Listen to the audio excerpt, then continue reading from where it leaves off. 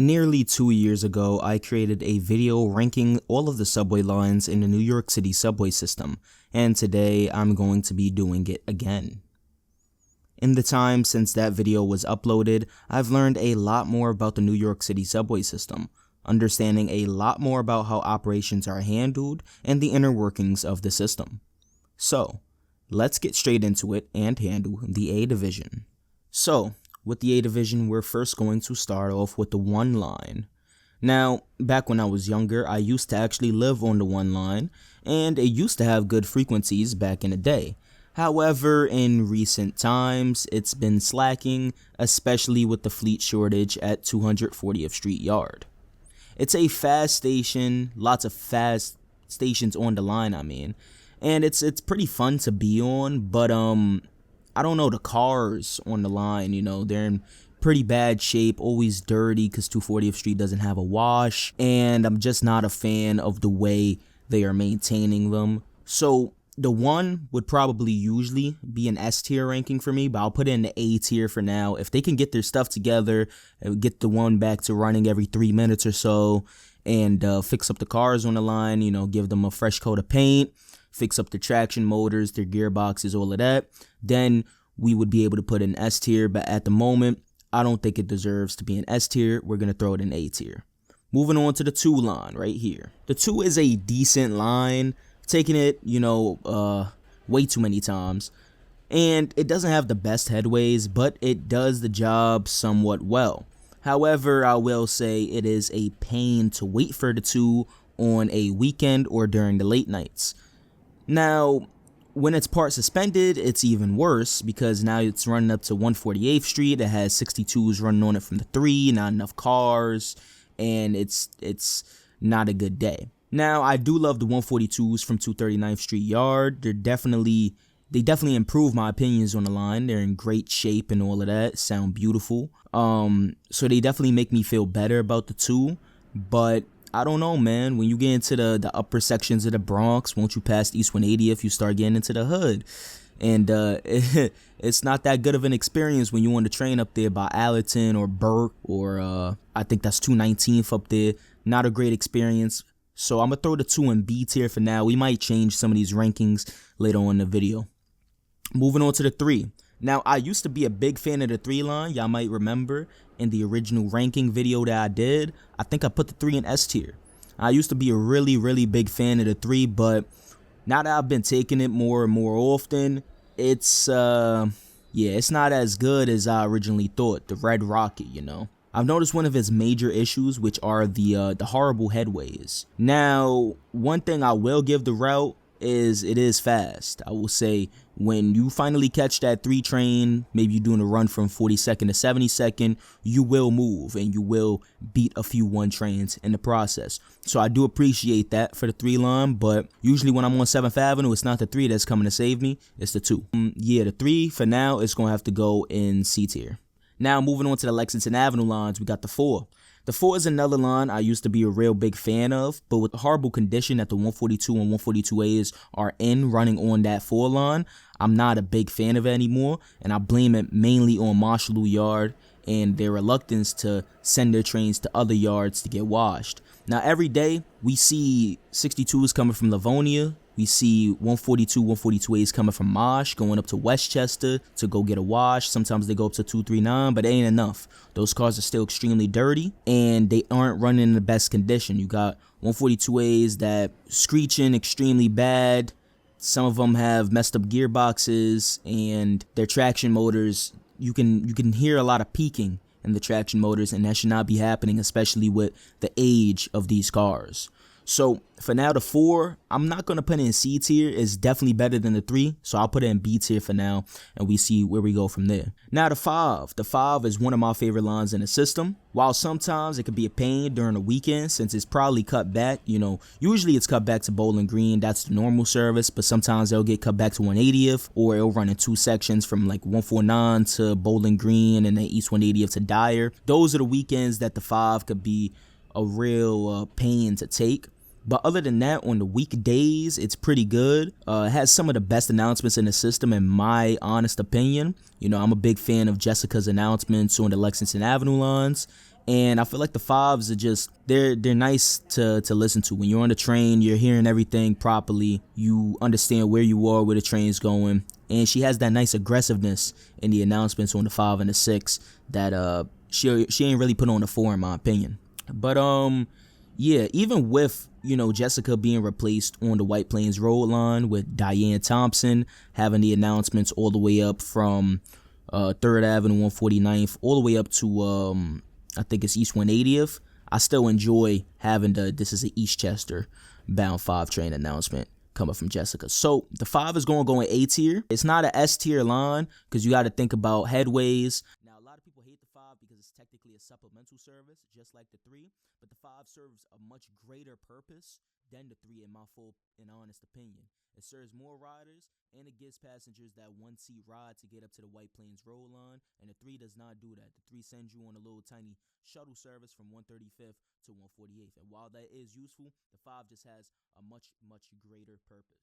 Now moving on to the 6. The 6, I'm pretty sure, honestly, this is my favorite line in the system, right alongside the B, but we'll get to the B division in just a second. So this is 100% going into S tier. I'm just going to throw it up there right now, right? Most of the time you could count on the 6 when you're on Lexington Avenue. It carries the entire trunk line. I don't care what people say about the 4 and the 5 being the expresses. When the 4 and the 5 go down, it's the 6 that's carrying everything. Let's be completely honest here. Similar to the 7, trains run very frequently. Most likely, you get in a train within 3 minutes of you touching that station. If not, there being a train already there. Now, that's only during rush hours, so don't quote me on that. Don't go out during a weekend at 6 p.m. talking about I see a 10-minute gap. I'm talking about weekday rush hours. But it does this without CBTC, and that's extremely impressive.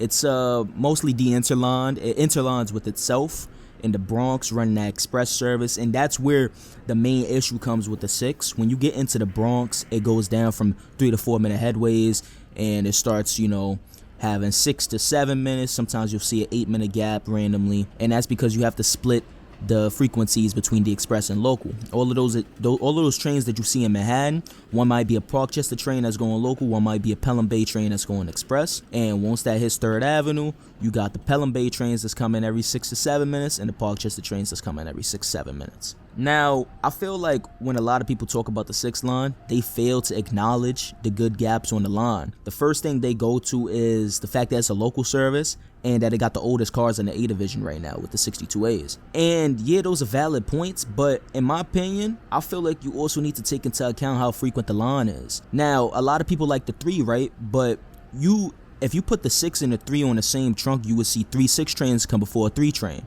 And the 6 would probably be faster than the 3. Let's say you just missed the 3, the 6 is going to get you there faster than waiting for the next 3 train. So I got to put it in that type of perspective and that type of way, because you can't just look at a line and be like, I like how fast it is, instead of really taking into account this line got terrible headways, terrible gaps. It never comes how you going to take the line, like the N or the D. But we'll get to those in just a moment, right? But personally, I really like local services. I feel like when I'm not in a rush and I'm taking a local line, it gives me more of a chance to really soak in the experience and see more of the stations without just whizzing past them. Also, in my opinion, the local stations are just more interesting than the express station. Local stations might have cool designs like Bleecker Street on the 6. I could think of another one, 33rd on the 6, Christopher Street on the 1, Franklin Street on the 1, 66th Street on the 1, 51st Street on the 6. There's just a handful of local stations that have amazing designs, and I can only think of maybe 2 to 3 express stations that I could say maybe share the same. But yeah, that's how I feel about the 6. Moving on to the 7, this is another line that is 100% going to S tiers, so I'm just going to plop that in right there. It's not my favorite line, but I absolutely have to acknowledge how good it is. I remember taking the 7 as a child with the 62As on the line, going to the Mets games at Shea Stadium. And I loved the line back then too. While it looks like a normal A division elevated line, it's much more than that. The vibes are completely different. Back then, it was a frequent line with great views of the city. The main downside to it was the frequent signal failures. Today, it's a frequent line with great views of the city, just with new text and a new signaling system. But seriously, this line is the best in the system and one of my favorites. The stations have a lot of character, from Hudson Yards to Queensboro Plaza, 33rd to 111th Street. A lot of the stations are unique, And it'll only get better with the renovations the MTA is currently making to the line, putting elevators at some stations, fixing up the windscreens, and making them look all nice and dandy. So that's my opinion on the 7. Now for the final line in the A division, we're going to talk about the 42nd Street Shuttle. That's another line that's going straight into S tier. Now, you might be wondering, why did I put a shuttle into S tier? Well, think about it like this. The train comes every 3 to 4 minutes, just like the 6, right? It run the 62As, which are my personal favorite subway cars in the system. That's another reason why I really love the 6, because I used to like the 142As when they was back on the 6. And yeah, I missed them when they went, but with the 62As being back on the 6, and they were originally on the 6 before the 142As came into the system, but with them being back on the 6 now, you really get that nice experience. You come into a station like 77th Street, you get to hear the gearbox roar, and you start hearing the whistling coming from the traction motors, and it's just a great experience to be on those 62As, especially when you got one with a working HVAC system. The shuttle got that same experience, but it's like the people mover of the system. It's one of the most important lines that nobody talks about. Yeah, you have the 7 just downstairs, but the 7 going to stop at 5th Avenue, and you can't overcrowd the 7 with all of these tourists coming from other cities trying to get to Times Square and Grand Central and see all of these nice attractions and stay in the people's way. That's what the shuttle's there for. And I feel like the shuttle, especially with its recent renovation, track 1 and 4, you have 6-car trains on both tracks. They do their operations perfect there.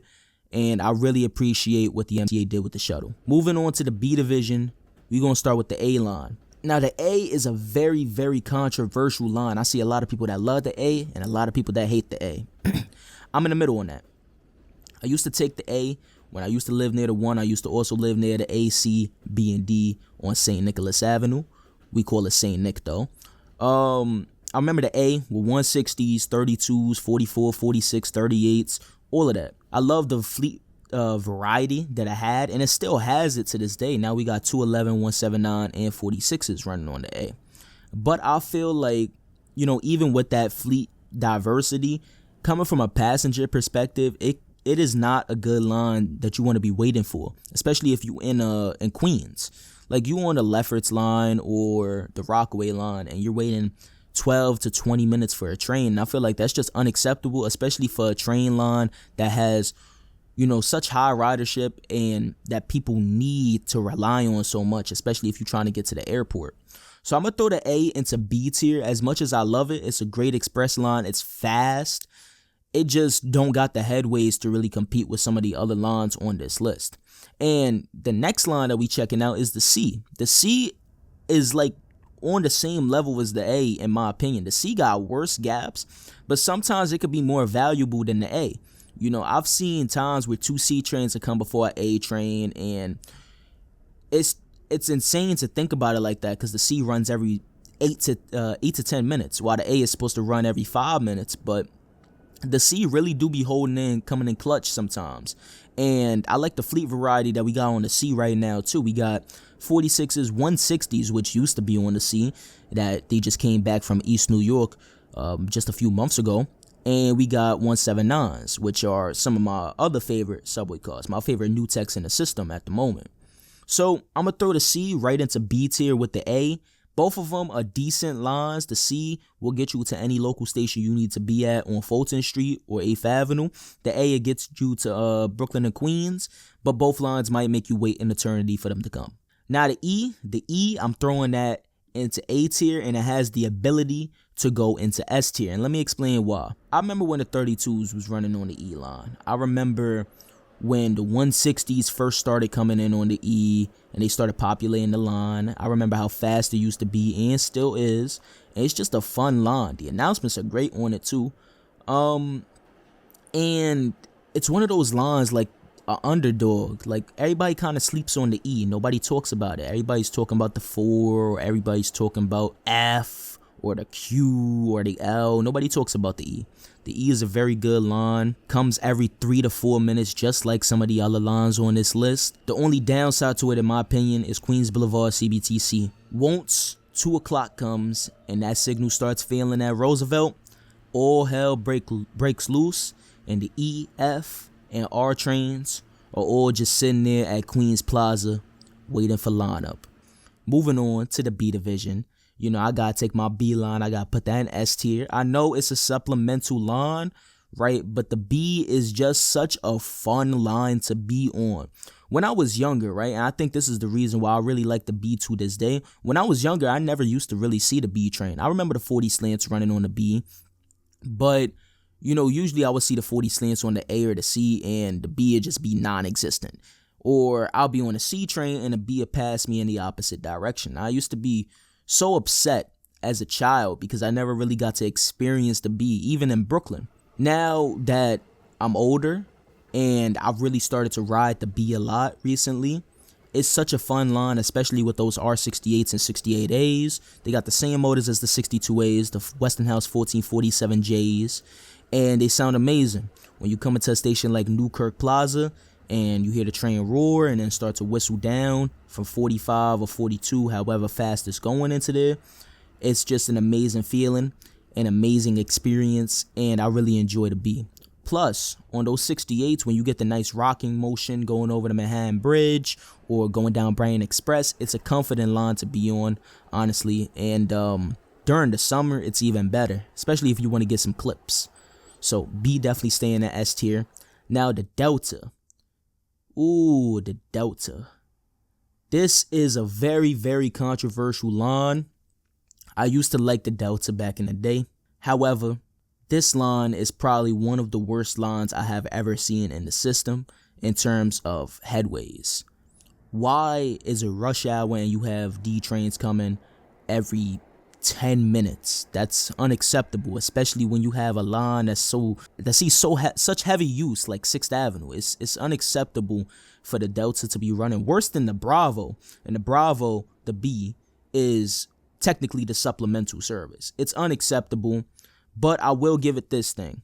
Those 68s from Concourse are as bad as they might be in terms of like mean distance between failures. All of the 68s and 68As have horrible miles between failures.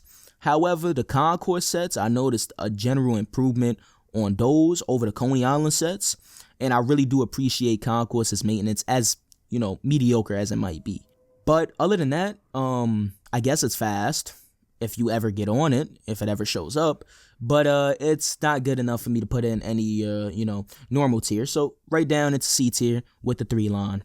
Moving on to the F. I used to hate the F. Fun fact, the F used to be one of my least favorite lines, excuse me. However, it got switched to 53rd Street, and once that happened, I seen an amazing improvement in F-train service. It is fast, it is frequent, and it is finally reliable. However, this is a temporary change, so I can't get too happy. So that's why I'm not putting in S or A tier, I'm putting in B tier. Let me grab the F real quick. Boom, B tier. Now again, this is a temporary change right now, and yes, we have seen improvements, but transit probably going to change it right back come January time. And once it go back to 63rd, we're going to see the same issues happen. Conflicts at 36th Street, issues at Roosevelt, issues at 4750th. Same thing's going to happen. That's why the F is in B tier. And those 20-minute gaps that's going to come back, unacceptable. The M, probably going to go in B tier as well. It used to go down to Chambers Street as the Brown M. I remember that. I prefer its current alignment via 6th Avenue. I feel like you get them extra riders that need that direct service from Broadway, Brooklyn, all the way up to 6th Avenue in Midtown. However, a lot of people don't really see a reason for having this line. I think it's all right. It gives that extra service on Queens Boulevard, but other than that, it's kind of mid. So, yeah, probably going B tier with the F. It got decent gaps if it ain't a weekend or a late night where it's running as a shuttle, Now we move on to the Broadway line. The N, I'm sorry, bro. This gotta be the worst line in the system. Going straight into D tier. I'm sorry, but the November or the Nancy, whichever you want to say, horrible, bro. Run some crusty 46s from Coney Island. It runs them crusty 68s from Coney Island. And it never shows up. Why am I waiting 15 minutes for an N train on 4th Avenue during a weekday rush hour? Unacceptable. I don't know if it's the dispatching or what, but transit, you need to get your stuff together when it comes down to the good old November. I used to like it with the 160s whenever I would take Broadway, get a nice 160B Siemens coming into the station at Lex 59 or 34th Herald. But now it's just straight, GE traction, Westinghouse traction. Yeah, not a real fan of the N at all. And I hate Sea Beach with a passion. Now the Q. The Q is actually a very cool line on the B division. I think it deserves either B or A tier. Now, again, the gaps is kind of iffy on the Q. 8-minute gaps during rush hour is kind of wild. But I do like the way it runs. Local on Brighton, Express in Manhattan, it's a quick line. The only real downside is the Cobb Junction. You might get held behind a crossing B train. You might get held behind a crossing N train in front of you. You never know with the Q. However, it is a very, very nice line, especially when you go up to those new stations on the 2nd Avenue line, like 63rd, 72nd. Those stations, they've actually grown on me. I know I used to talk hot stuff about those stations back in the day, but they've actually started to grow on me. I don't like how cavernous they are. I don't like how big they are. They overbuilt those stations, but I don't know. They got a nice vibe to them as well. The R. Now, if I would have made this video 2 months ago, the R would have probably been in C or D tier. But I've been taking the R ever since the recent change where the F got moved to 53rd. The R got a schedule increase. It runs every 6 minutes now. Used to be every 8 to 10. And I really appreciate transit making that change, especially with the M now running on Queens Boulevard. Those riders really do need the extra R train service. So, with the R running every 6 to 8 minutes, it's a pretty good line. It got the weird 160s from Jamaica. Those 160s from Jamaica Yard are in interesting condition, to say the least. I've heard some very, very horrible compressors from those trains. But yes, I cannot deny the fact that the R has gotten better in recent months. Same thing go for the W. I'm probably going to put the W in the same tier. The W, you have more of a chance of a W or R train coming before an N train. And that's not even me over exaggerating anything. The N is that bad. The W, it being a supplemental line, you would expect it to show up every 10 years maybe. But it's actually pretty good. Every 6 to 8 minutes it shows up. Runs the same fleet as the N, but somehow runs better than the N. And I'm assuming that boils down to the issues that we got at the Cobb Junction.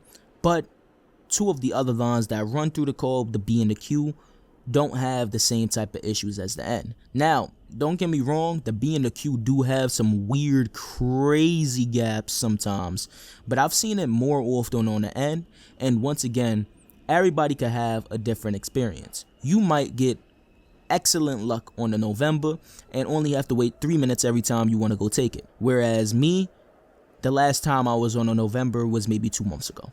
And that's because the Q keeps coming before it. But it is what it is. Moving on to the J and Z. The Juliet and the good old Zebra. I might just skip the J real quick, throw the Z into D tier, and then we could come back to the J. Now, when I was younger, I took the J a few times. And by a few, I mean like maybe once a week. Take it to 121st. It was a pretty short trip.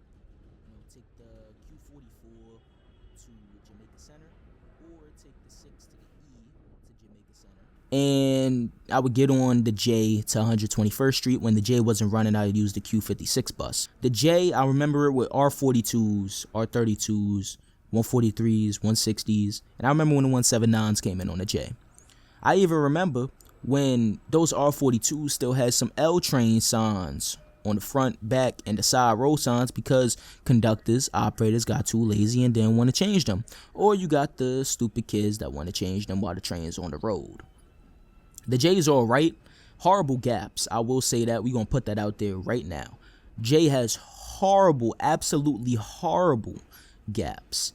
Every 10 minutes is insane. But I do have a soft spot for the J, which is why it's not going in D tier, but it's going in C tier.